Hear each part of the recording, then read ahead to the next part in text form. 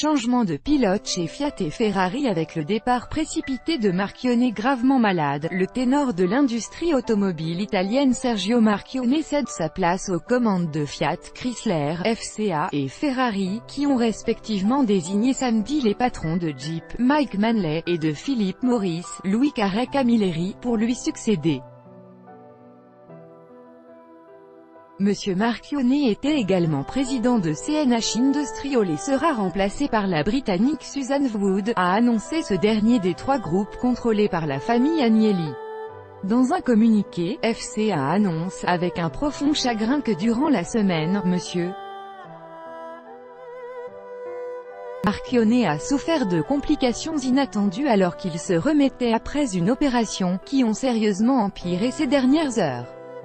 Par conséquent, Monsieur Marchionne ne pourra pas reprendre le travail. Les administrateurs des trois groupes se sont réunis en urgence samedi après-midi pour évoquer cette succession anticipée. Âgé de 66 ans, Monsieur Marchionne avait subi une opération chirurgicale en juin, officiellement à l'épaule droite.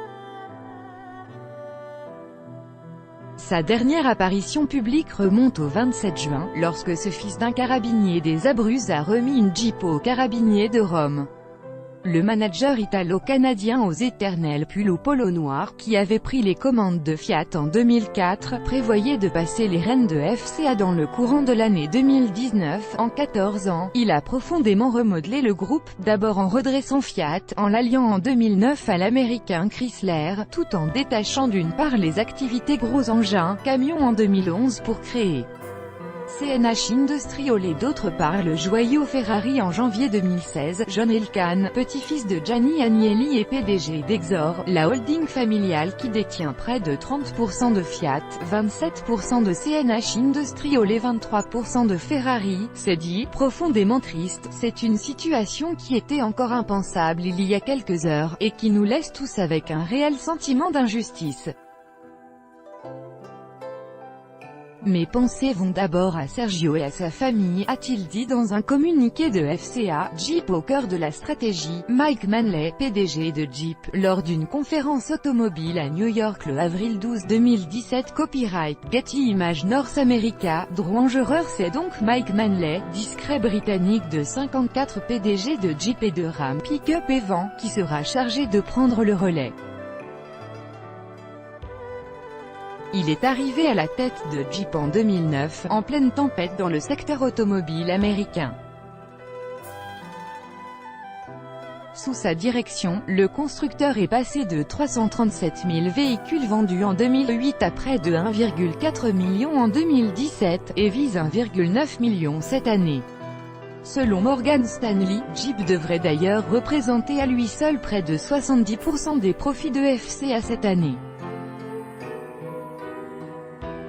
Et il figure en tête des marques premium, avec Alfa Romeo ou encore Maserati, qui sont au cœur du plan stratégique 2018 à 2022 présenté par M.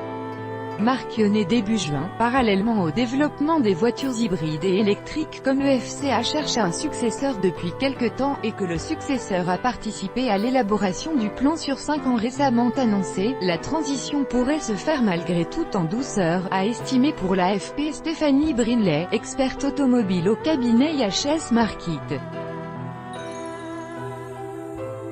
Cette transition pourrait être aussi facilitée par le tonus de FCA, qui a enregistré de nouveaux résultats records en 2017 et a ramené fin juin à zéro sa dette nette industrielle, contre 7,7 milliards d'euros fin 2014. Du côté de Ferrari aussi, les résultats financiers sont plus que satisfaisants. La célèbre marque au cheval cabré, qui limite volontairement sa production pour maintenir son caractère exclusif, a réalisé en 2017 un chiffre d'affaires de 3,417 milliards d'euros, 10%, et un bénéfice net de 537 millions d'euros, 34%. Les fonctions de Monsieur